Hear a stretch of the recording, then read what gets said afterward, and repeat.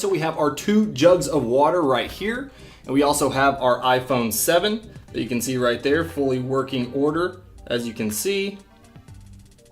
And you can see that lens just to show that it is the iPhone 7. We also have the iPhone 6 right here. We're going to turn up the brightness here on both of these. And we have auto lock turned on to never, so it should never go off the display. And we're actually going to time this just with our stopwatch, just to see which one gives out first. So again, iPhone 6s and the iPhone 7. Let's go ahead and pop these open and throw them in.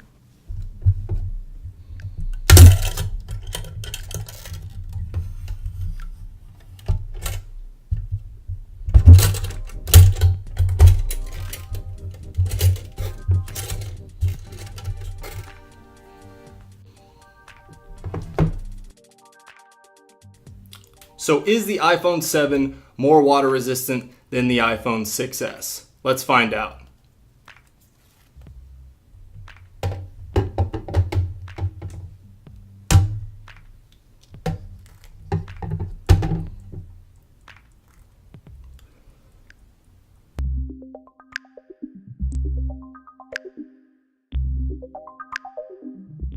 So it's hard to see from the main camera, but you can actually see from the iPhone 6s that there's definitely some air bubbles, meaning that there is water getting inside that device.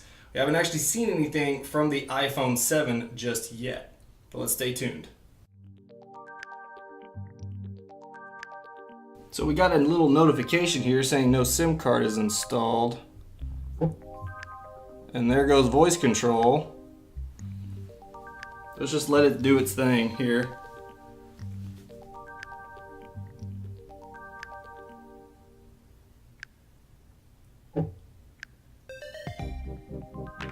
So the iPhone 6s is definitely wigging out already before 3 minutes. And I haven't even seen an air bubble come from the iPhone 7 yet.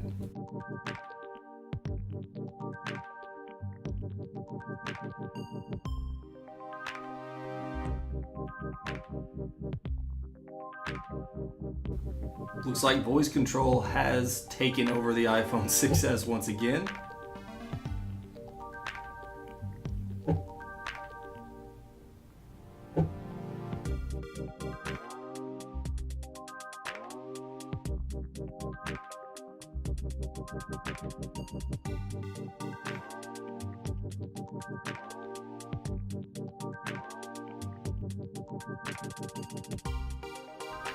So we're coming up on 15 minutes here, and just a little information on the iPhone 7 and how it's actually waterproof. So basically there are several different things that Apple did in order to make this device a little bit more waterproof. So the way that they did that is they basically used several tricks. Like I said, they used an adhesive strip that's basically considerably stronger, holding the screen in place than the previous generations. You're also going to see the camera bump on the outside, on the back of the device, is also suspected to be done for waterproofing.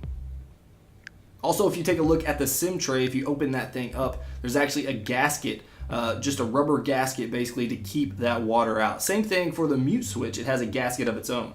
Of course, every hole and every button on the device has to have some type of waterproofing involved in order to keep that water out of the device. So also the volume buttons are nested snugly into the case. And of course we have the headphone jack removal as well. So as you guys know, there is no headphone jack on the iPhone 7. There is basically just a speaker grill there. Now the speaker grill does not house a speaker. It's just a speaker grill. Now there is a component right above the speaker grill inside the device, and that also has waterproofing. Alright guys, so you can see the iPhone 6s does not look like it's doing very well. It looks like there's some pixels down at the bottom. As you can see right down here, it's definitely fading out, and it didn't quite make it 20 minutes. So the iPhone 7 is still going very strong, hasn't had any leaks whatsoever that I can tell. I haven't seen any bubbles. I've just been standing here watching it the entire time. So you can still see a couple bubbles coming from the iPhone 6s, and that thing looks like it is done for. Let's go ahead and let the 7 run out for a little bit more.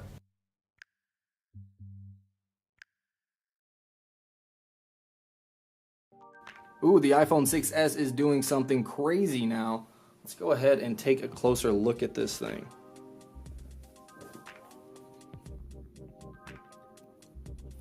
There's definitely water in there. As you can see, it is still dripping out. And we also have some weird text here. I'm looking at it through the camera, so it's kind of hard to read. But it's definitely jacked up. And you can see the iPhone 7 is still going strong. And the 6S is actually pretty hot. I assume that's just from the screen being on. Hopefully it doesn't blow up in my hand or anything. It's not a Note 7. Shaking the iPhone 6, you can actually hear water in there. Does not sound good. So I'm trying to reboot it now. I just held down the power button and the home button. Let's see what happens. I have a pretty good feeling it's not going to come back. Oh, it's saying it's out of battery. That hissing might be the battery, so that battery might blow up. I'm not sure.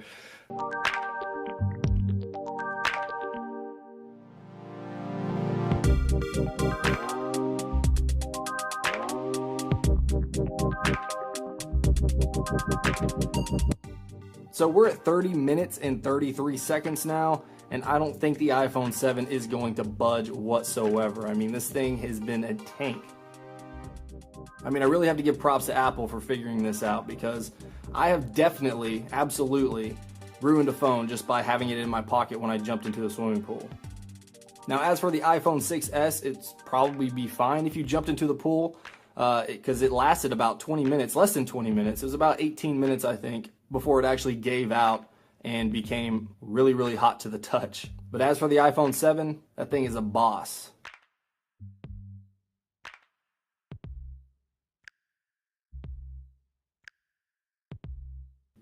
Alright guys, I don't think the iPhone 7 is going to budge. Seems like it's Fort Knox when it comes to water. Let's go ahead and pull this guy out. And let's see if actually any water comes out of the phone. So it's definitely recognizing some touches there.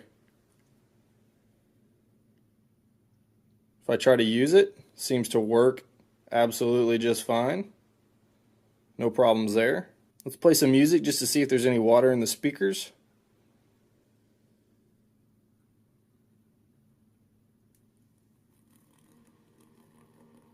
So I'm going to dunk this back in just so you guys can get a look at this.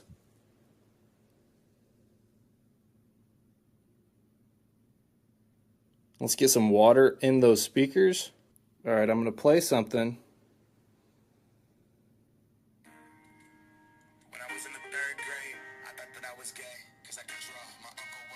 You can see it spraying the water out.